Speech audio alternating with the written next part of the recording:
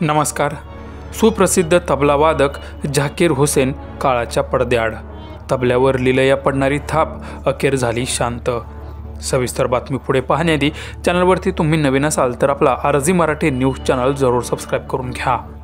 सुप्रसिद्ध तबलावादक झाकीर हुसेन यांचं वयाच्या 73व्या वर्षी त्यांनी घेतला अखेरचा श्वास। झाकीर हुसेन यांना सॅन फ्रान्सिस्को येथील रुग्णालयात दाखल करण्यात आलं होतं। तिथे त्यांच्यावर उपचार सुरू होते।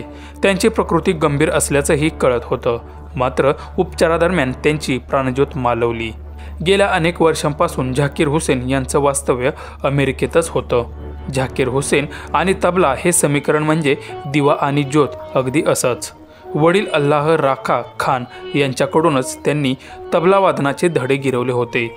झाकीर हुसेन यांनी अनेक भारतीय आणि परदेशी चित्रपटांना संगीत दिलं आहे। वयाच्या 12व्या वर्षापासूनच झाकीर हुसेन यांनी देशभरात तबला वादन परफॉर्मन्स करण्यास सुरुवात केली होती। 1988 मध्ये झाकीर हुसेन यांना पद्मश्री तर 2023 मध्ये पद्मविभूषण या पुरस्कारांनी गौरवण्यात आलं होतं। त्याचबरोबर 1990 मध्ये संगीत नाटक अकादमीचा संगीत पुरस्कारही मिळाला होता। सर्वाधिक उल्लेखनीय बाब म्हणजे झाकीर हुसेन यांना त्यांच्या कारकिर्दीत 7 वेळा ग्रॅमी पुरस्कारासाठी नामांकन मिळालं होतं। त्यापैकी 4 वेळा त्यांना या पुरस्काराने गौरवण्यात आलं होतं। परंतु रसिकांच्या हृदयात तबला भिनवणारा कलावंत आज काळाच्या पडद्याआड गेला। झाकीर हुसेन यांच्या मागे त्यांची पत्नी आणि 2 मुली असं कुटुंब आहे।